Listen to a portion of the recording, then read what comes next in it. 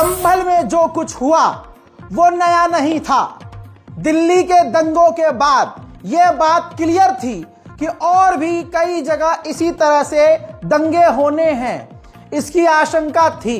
लेकिन हम भारतीयों को और अल्पसंख्यकों को यह उम्मीद नहीं थी कि शासन प्रशासन खुद मैदान में उतरकर सीधा मुसलमानों का नरसंहार शुरू कर देगा। पहली घंटी तब बजी जब इस स्क्रीन पर दिखने वाले शख्स को पहचान लीजिए, जब इसकी खबर सामने आई कि रेलवे में जो गार्ड तैनात हैं लोगों की हमारी सुरक्षा के लिए, वो तक अब मुसलमान यात्रियों को देखकर सीधा गोली मार रहे हैं।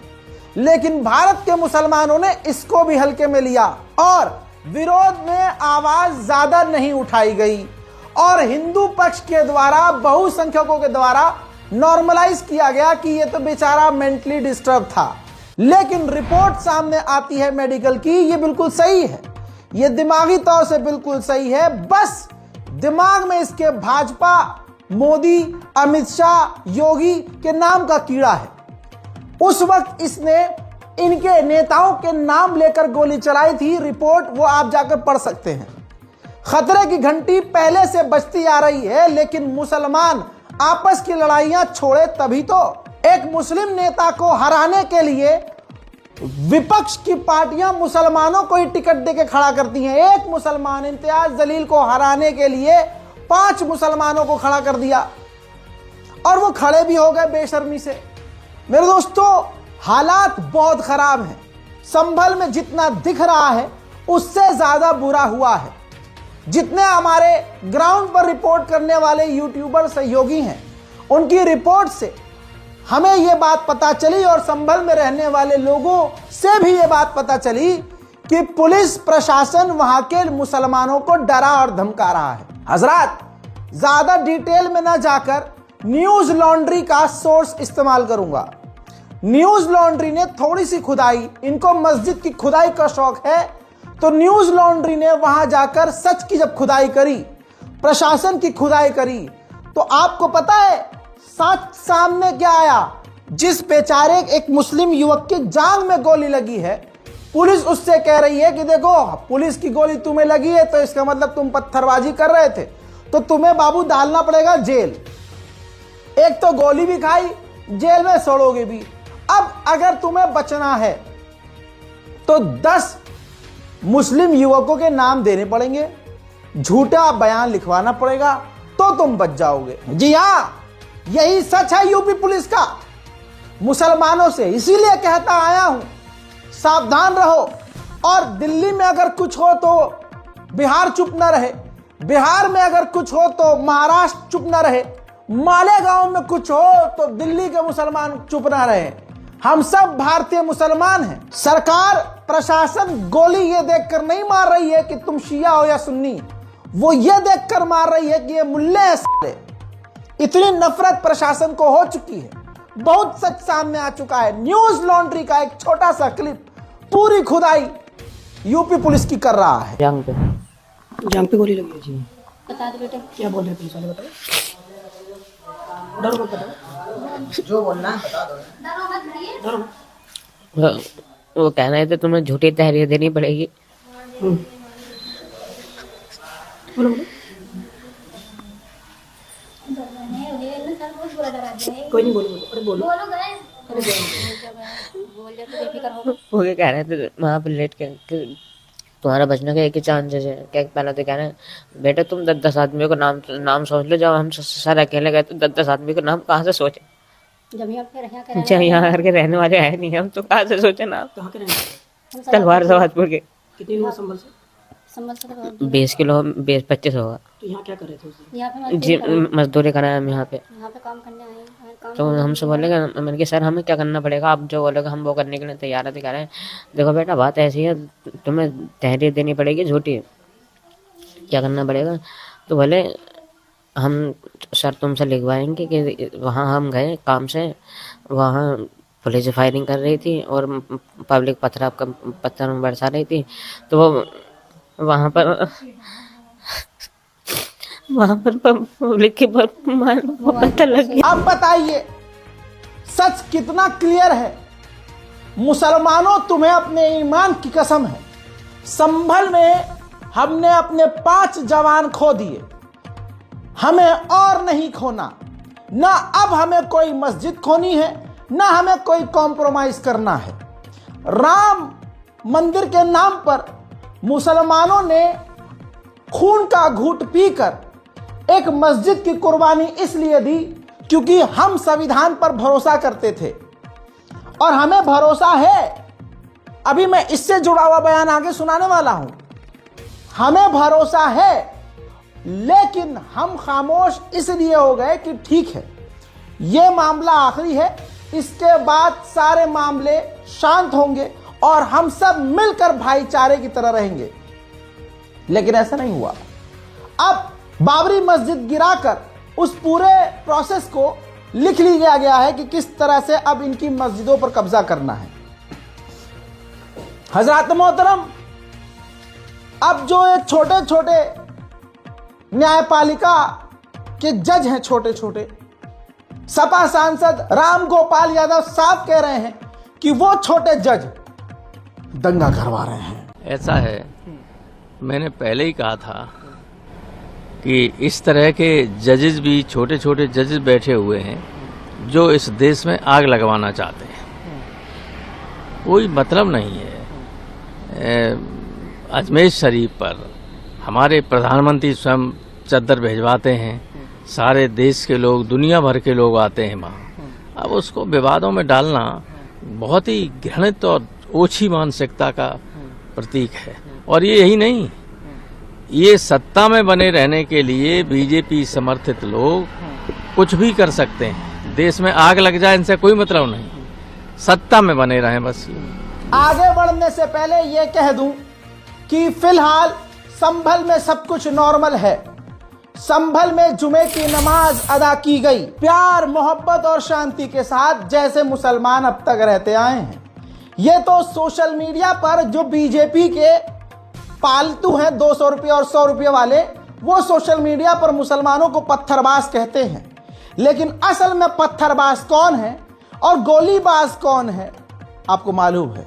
अब आते हैं लीगल पर, जो आपको मैंने बताया था कि संभल की मस्जिद के सर्वे को रोकने के लिए एससी का रुख किया गया। कुछ अपडेट्स हैं, जो बड़े अपडेट्स हैं उसमें यह कि सुप्रीम कोर्ट ने कम से कम इतनी राहत दी कि कहा है कि मस्जिद के सर्वे रिपोर्ट सील रखी जाएगी, इसे खोला नहीं जाएगा। सीजीआई ने यह भी कहा कि मामले में सही और गलत क्या है हम अभी नहीं देख रहे हैं, याचिकाकर्ताओं को आदेश को चुनौती देने का अधिकार है।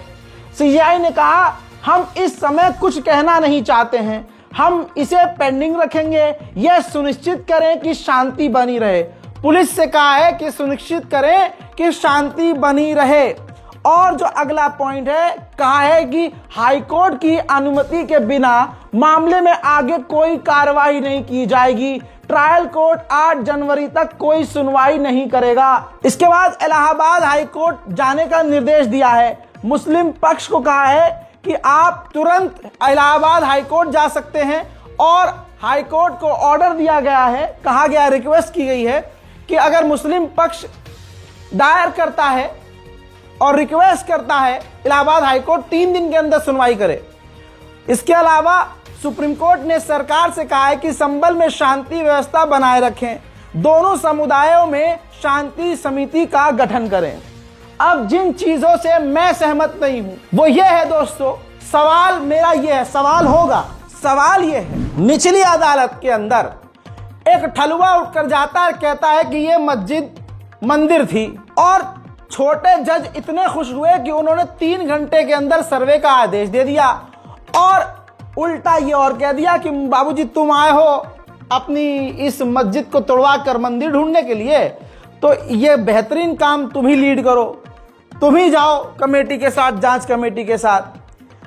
तो अगर मस्जिद के खिलाफ सर्वे करना हो तो छोटी अदालत तुरंत आदेश दे रही है, लेकिन सुप्रीम कोर्ट 5 से 6 मुसलमानों के शहीद होने पर भी कह रहा है कि हम शांति के लिए अपील करेंगे और हम मुसलमानों से कहेंगे कि हाई कोर्ट जाइए, आप इलाहाबाद हाई कोर्ट जाइए, और हम कोई बयान नहीं देंगे। हम रिक्वेस्ट करते हैं यूपी से और यूपी सरकार से और प्रशासन से कि शांति बनाए रखें। ये साफ दिख रहा है भेदभाव मुसलमानों से कितना है, कितना भेदभाव। आपको भी अगर ऐसा लगता है तो इस रिपोर्ट को शेयर कीजिएगा। चीफ जस्टिस ऑफ इंडिया को यह सोचना चाहिए कि मुसलमानों की जान की कीमत है। आपको तुरंत सुनवाई भी करनी चाहिए और संभल में जिस तरह से, हम ये नहीं कह रहे कि आप सर्वे ही रोक दो, मुसलमानों की तरफ से ये रिक्वेस्ट की गई है कि संभल में जो शाही जामा मस्जिद है उसकी जो सर्वे है उसकी सर्वे रोक दी जाए। मैं ये भी नहीं कह रहा, मैं कानून का पूरा सम्मान करता हूं। मैं कह रहा हूं आपसे उम्मीद ये की जा रही है कि जिन शासन प्रशासन के बड़े अधिकारियों ने मुसलमानों के ऊपर अंधाधुंध गोलीबारी की और फर्जी मुसलमानों को फंसा रहे हैं और मुसलमानों के खिलाफ जो षड्यंत्र रच रहे हैं उसके खिलाफ आप कदम उठाते। वहां जो शासन प्रशासन के आला अधिकारी बैठकर ये गेम खेल रहे हैं उनके खिलाफ आप कुछ करते, लेकिन ऐसा नहीं हुआ। जैसा नेशनल टीवी पर बैठकर चंद्रशेखर आजाद ने ऐसी बात कही कि सब कुछ छोड़ दीजिए, अगर चंद्रशेखर आजाद की वो बात मान ली जाए तो दूध का दूध पानी का पानी हो जाएगा। चंद्रशेखर आजाद ने कहा कि वहां के जो आला अधिकारी हैं, वहां के जिन्होंने ये कांड किया और करवाया है, उन अधिकारियों की व्हाट्सएप चैट, मोबाइल के मैसेज, कॉल लॉग दंगे से 3 दिन पहले और दंगे वाले दिन का निकाल लीजिए। ज्यादा इधर उधर जाने की जरूरत नहीं है, सच अपने आप सामने आ जाएगा। देखिए पाया जा रहा है संभल में, जो संभल में जाने पर रोक है। आप मेरा एक काम कर दो संदीप चौधरी जी, जितने अधिकारी वहां अपॉइंट हैं उनके पिछले 3 दिनों की जितनी घटना है उससे पिछले 3 दिनों की और बाद के 3 दिनों की आप व्हाट्सएप चैट और कॉल डिटेल निकलवा लो, आपको दूध का दूध और पानी का पानी हो जाएगा किसके कैसे क्या हुआ है। ये आपने देखो, भारतीय जो है, मैंने एक दिन पहले भी आपसे कहा था, ये हमारी जो सरकार सिस्टम पे आरोप है कि वो बहुत लेजी। आज अगर कागज दोगे तो 6 महीने बाद आएगा वो, लेकिन आज क्या है, एक ही दिन में 19 तारीख को जो है पिटीशन फाइल होती है, उसी दिन जो है सिंगल पार्टी ऑर्डर हो जाता है, उस दिन सर्वे की ऑर्डर, हाँ, और सर्वे जो पक्ष को सुना ही नहीं जाता, सर्वे टीम हो जाती है। चलिए अभी अजमेर शरीफ में हुआ, इनको भी एक्स पार्टी ऑर्डर कर देना चाहिए। सुना, अब सीजीआई से हमारी हाथ जोड़कर यही विनती है कि चंद्रशेखर आजाद ने जो बात कही, आप सिर्फ उतने का ही आदेश दे दीजिए, दूध का दूध पानी का पानी हो जाएगा। सबूत इससे पहले के ही वीडियो के शुरुआत में ही दिखा चुका हूं कि किस तरह से न्यूज लॉन्ड्री ने खुदाई करके वहां के जांग पर मुस्लिम व्यक्ति बच्चे ने गोली खाई है, उसके बावजूद उसको टॉर्चर किया जा रहा है और कहा जा रहा है 10 लोगों के नाम दो तभी तुम बच पाओगे। ये उत्तर प्रदेश संभल की पुलिस है, लेकिन इसके खिलाफ कोई कार्रवाई सीजीआई नहीं करना चाहते। क्यों? जवाब अगर मैं दे दूं खुद तो फिर विवाद खड़ा हो जाएगा। वहीं मौलाना तौकीर रजा साहब जब संभल की तरफ चले, उनकी आयादत के लिए वहां के लोग जो परेशान हैं, घायल हैं, और सच जानने के लिए, तो बरेली में यूपी पुलिस ने उन्हें हिरासत में ले लिया। अच्छा, तुम एक एक करके भीड़ के दम पर मुसलमानों को मार दोगे, और जब हमारी कौम का शेर जाएगा उस इलाके में कि चलो देख के आए अपने लोगों के साथ क्या हुआ है, तो तुम फिर जाल फेंकोगे, शेर को भी रोकोगे। मौलाना तौकीर रजा। और उसके बाद अब आगे की तरफ जा रहे हैं, बातचीत चल रही है, पुलिस की स्तर से उनके गए और देखिए पुलिस प्रशासन के लोग हैं, मौलाना तौकीर रजा को साहब अभी की कॉल थी कि ये संभल के लिए प्रस्थान करेंगे जुमा की नमाज के बाद। इसी को कानून व्यवस्था को दृष्टिगत रखते हुए अभी आपको डिटेन किया गया है और इनको आगे नहीं जाना। ये बात बिल्कुल क्लियर है कि अगर ऐसे ही चलता रहा, जैसा मैंने आपसे कल की रिपोर्ट और परसों की रिपोर्ट में अर्ज किया था, ये किसी भी खूबसूरत मुसलमान की बिल्डिंग को देखकर, मुसलमान इमारत को देखकर, मुसलमान के घर को देखकर कह देंगे भाई यहाँ तो मंदिर है, हमारा तो मंदिर था, तुमने तोड़ा है, तुमने तोड़ा है, तुमने तोड़ा है, हम जा रहे हैं भाई साहब केस करने के लिए। और वहां तो भाई साहब बैठे ही हैं फेमस होने के लिए, जज साहब, जा, अरे मुसलमान का घर तोड़ना, मंदिर है, ले जा जाओ सर्वे करो। ये बात सबको समझ में आ रही है, कोई नई बात तो इसमें है नहीं। वही बात अब महबूबा मुफ्ती ने कह दी कि ये तो शुरुआत है, ये मुसलमानों के घर भी नहीं छोड़ेंगे। तो गोदी मीडिया को मसाला मिल गया। श्राइन जहां मुसलमानों से ज्यादा हिंदू श्रद्धा रखते हैं, हिंदू लोग ज्यादा जाते हैं, मन्नत मांगते हैं, और 800 साल पुरानी ये जियारत है। तो मुझे लगता है कि इसके बाद मुसलमानों के घरों में ढूंढना शुरू कर देंगे।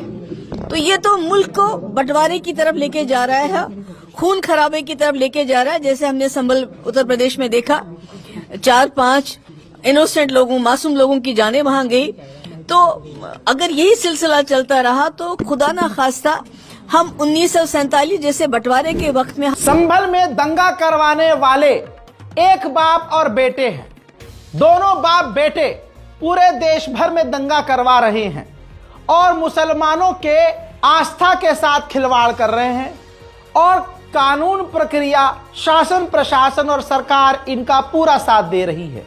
जाहिर सी बात है, इनको पीछे से किसी न किसी ने कहानी पढ़ाई है, चाबी भरी है। कल मैंने बेटे का, विष्णु का दिखाया था बयान। आज गोदी मीडिया के सोर्स से इसके बाप का इंटरव्यू दिखाना चाहूंगा। तो मैं दावे के साथ कहता हूँ, वहाँ जो खंबे हैं वो आपको 1000 साल से ऊपर निकलेंगे। मूर्तियां निकलेंगी, मूर्तियां नीचे दबाई गई हैं, आज भी दबी हुई हैं मूर्तियां। कुछ ऐसी अनुभूति हुई कि कल्कि महाराज का जन्म होने वाला है और यहाँ कल्कि के लिए कुछ करना चाहिए। सपने में अनुभूति हुई, सपने में जी, कि जो हिंदू मंदिर तोड़कर मस्जिद बनाई गई है, एक एक को वापस लेने का मैंने प्रण किया है। संभल जामा मस्जिद और हरिहर मंदिर विवाद लगातार तूल पकड़ता जा रहा है। कोई यहाँ बता रहा है कि संभल हिंसा मामले की जो स्क्रिप्ट है पहले से प्री प्लान थी।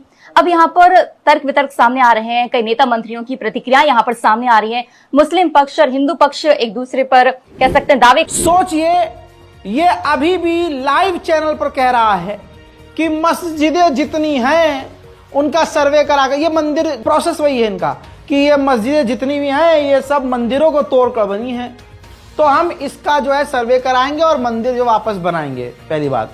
और जब पत्रकार ने पूछा कि ये सब आपको कैसे पता चलता है कि इस मस्जिद के नीचे मंदिर है, तो ये बोलता है पता नहीं। देखिए, ये कहते हैं ये नफरत का नशा है।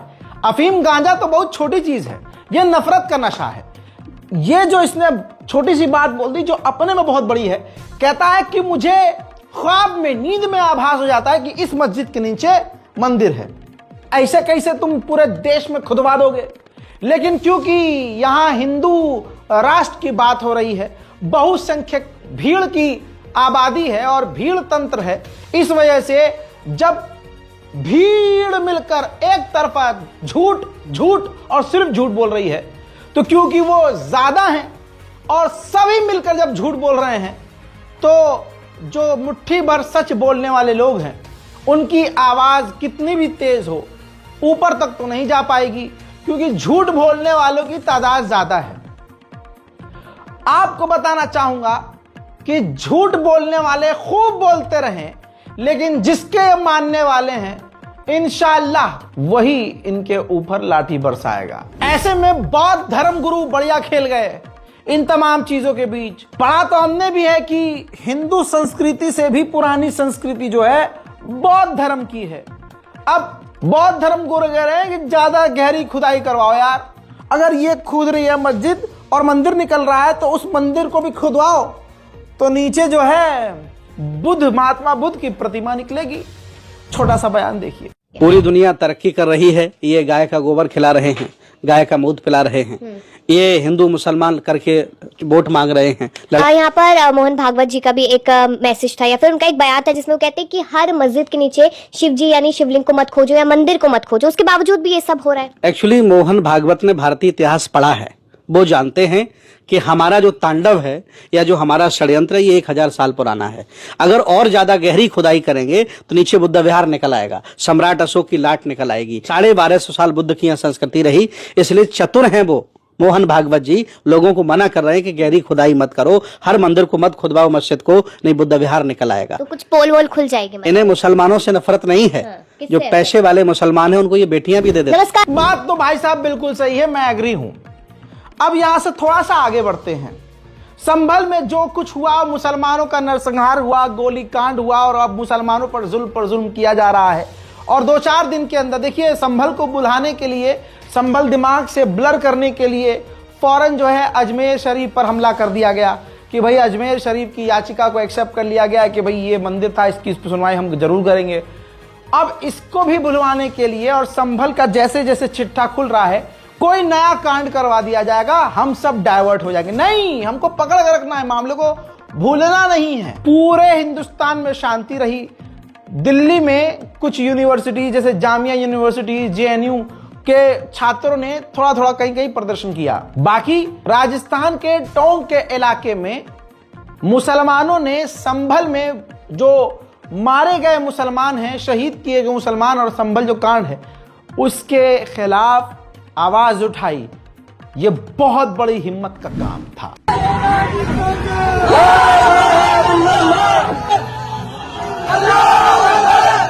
सबसे पहले तो